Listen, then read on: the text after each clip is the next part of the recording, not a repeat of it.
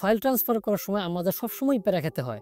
দেখা যায় ফাইল ট্রান্সফারের সময় কেবল আমাদের সাথে থাকে না, অথবা আমাদের ডেটা কেবলের ডাটা ট্রান্সফার স্পিড খুবই স্লো থাকে। সেই সাথে যেসব ফ্রি অ্যাপ দিয়ে ডাটা ট্রান্সফার করা হয় দেখা যায় যে সেখানে প্রচুর পরিমাণে অ্যাডস থাকে, অথবা থাকে সেখানে সাবস্ক্রিপশনের ঝামেলা।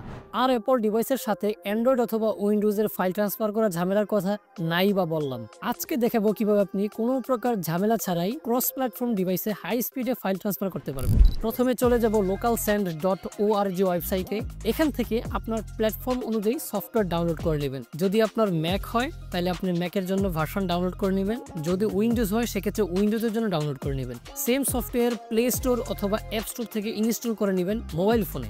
দুটি ডিভাইসই সেম ওয়াইফাই নেটওয়ার্কে কানেক্ট থাকতে হবে। যেহেতু আমি ম্যাক থেকে অ্যান্ড্রয়েড ডিভাইসে ফাইল সেন্ড করব, তাই সেন্ডে ক্লিক করে এখান থেকে ফাইল সিলেক্ট করে নিতে হবে। তারপর আপনার যেই ডিভাইসটিতে ফাইল সেন্ড করবেন তা এখান থেকে সিলেক্ট করে নিন। মোবাইলে ফাইল রিসিভ রিকোয়েস্ট গেলে এখান থেকে অ্যাকসেপ্ট করে দিতে হবে। That's it.